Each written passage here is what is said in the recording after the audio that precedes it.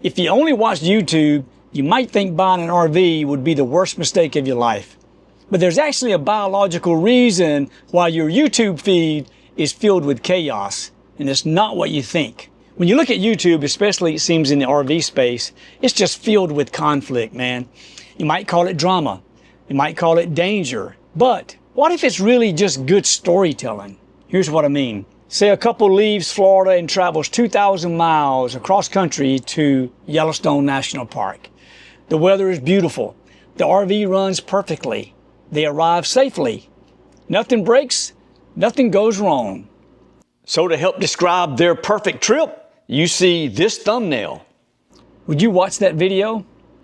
Maybe for a minute or two? But let's change one thing. Halfway through the trip, the engine fails in the middle of nowhere. Now we have a story because conflict creates curiosity, which helps create that story.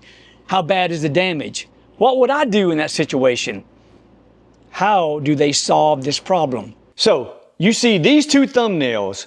Which one of these are you most likely to click on? I can tell you now, most people will click the breakdown thumbnail. Why?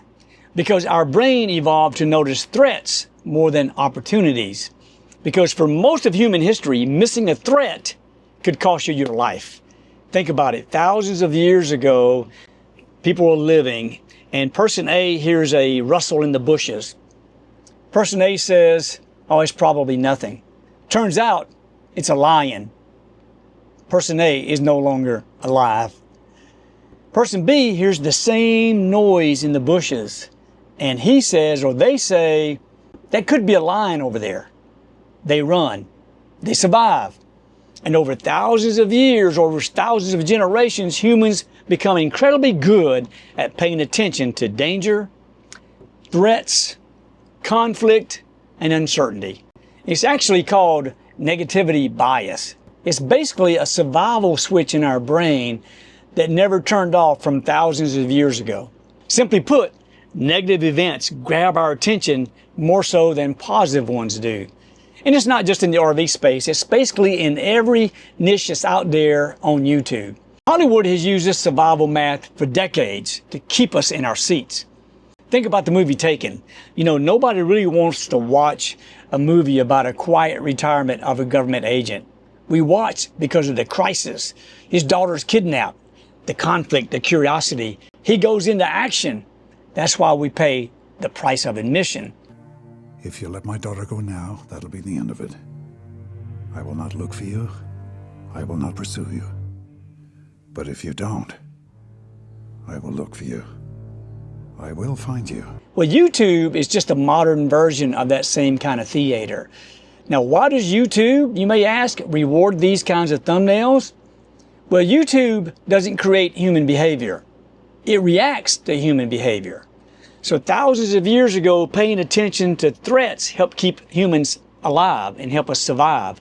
Today, that same instinct stops us from scrolling. So the algorithm learns. People are actually interested in conflict or curiosity. Creators learn conflict gets attention. The problem is when all we see are the moments of conflict, we start believing that that's the whole story. The conflict became the story, but it wasn't the adventure. It wasn't the journey. It's just the chapter that gets told on YouTube. Now, does every successful RV YouTube channel or video rely on disaster or conflict to create this curiosity? Not at all. In fact, some of my favorite creators rarely have or even feature dramatic breakdowns or problems.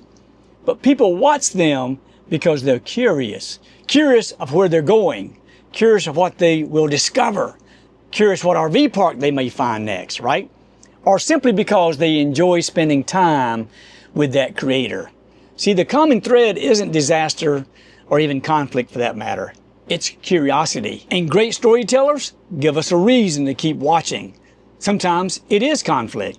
Sometimes it's simply discovery. Sometimes it's mystery. Over the past several years, Clay and I have traveled thousands of miles in our RV. Have things broken? Absolutely.